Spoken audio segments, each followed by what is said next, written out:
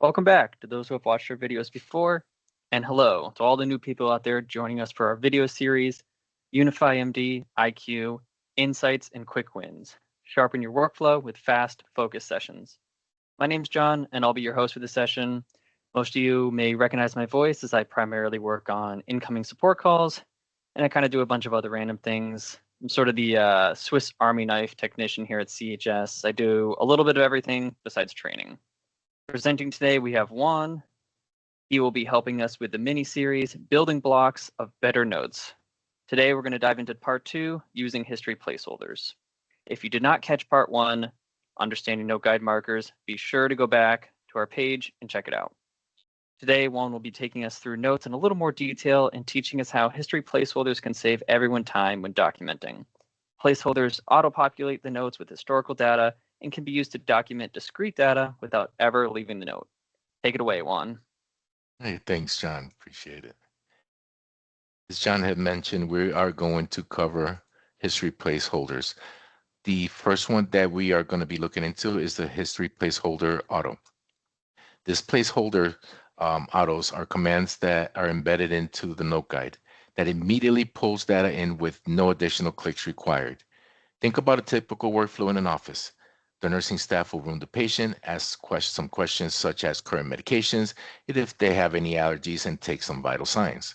At the same time, they are entering all the data into UnifiMD.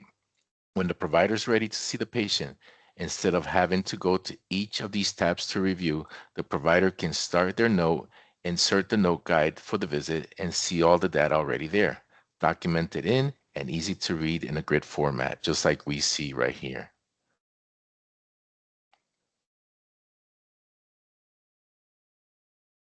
Now, you may ask, how do I make these my notes do that? You're going to want to go to Note Guides, to Guides, Smart Guides, Note Guides, and then of course, once again, Note Guides, and open up the template you want to make changes to. So let's go over to that guide right now. And as you can see here, we want to enter all the vitals auto. How do we enter that placeholder? We are going to move the cursor to where we want that placeholder to reside. We are going to scroll over to the history placeholder auto up in the ribbon, look for vitals, and enter vitals all for today. We're going to do the same thing for allergies, all the allergies that were recorded.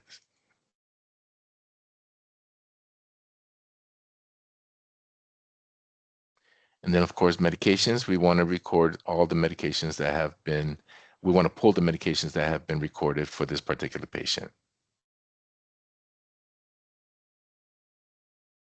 And that's how we add those history placeholders.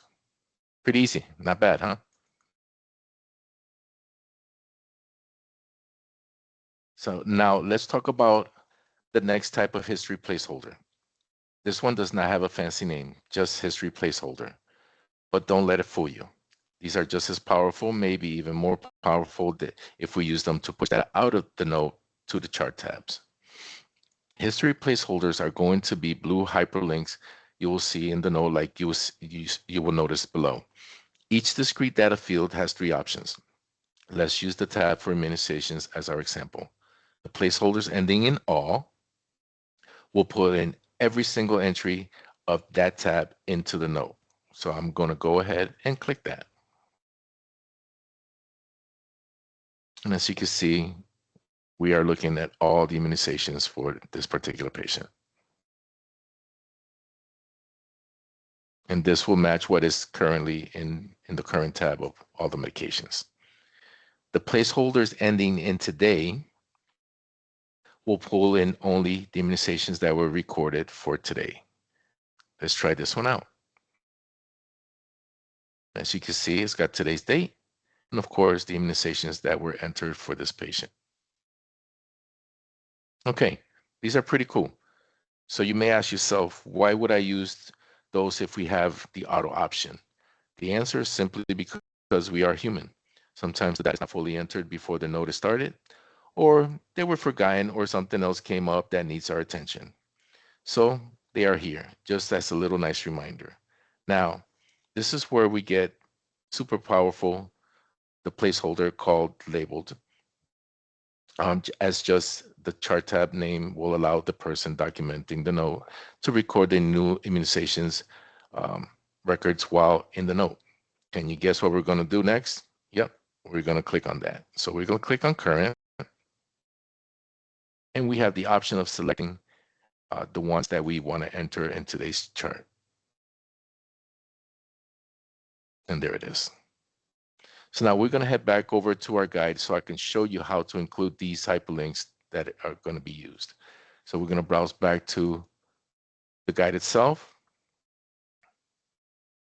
And as you can see here, we have the all problems, today's problems, and active problems.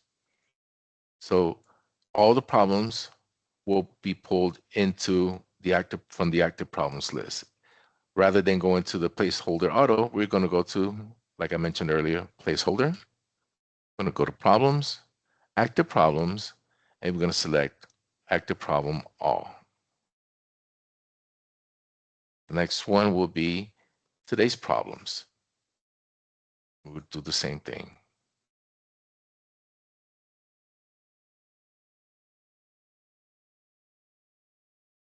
Last but not least, we're going to just select the active problems.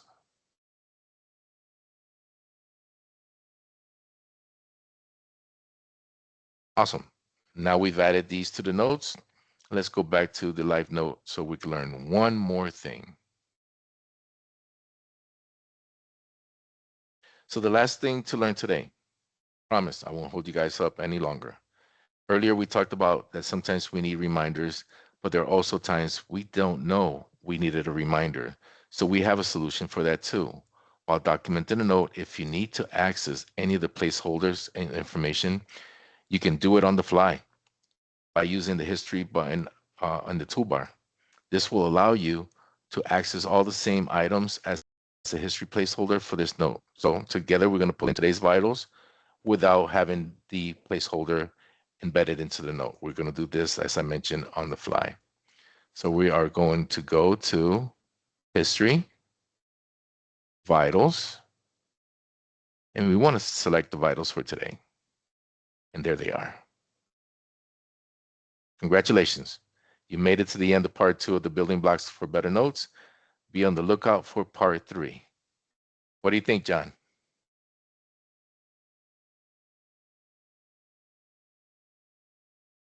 Thanks, Juan, for showing us a quick and easy way to pull data from the tabs into the notes with minimal clicking, and also how to push data back into the chart tabs. I can see how having the data pulled into the grid can make it easier for everyone to read through the notes instead of being big blocks of text.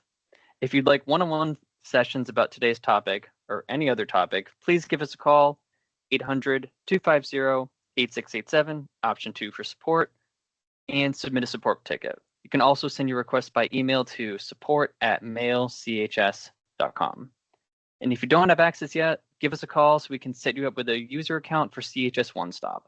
This is where we post updated training manuals along with other helpful articles and resources for the program. If there are any other topics you'd like to see in a video, please let us know, and we'll see you soon. Thanks, everyone.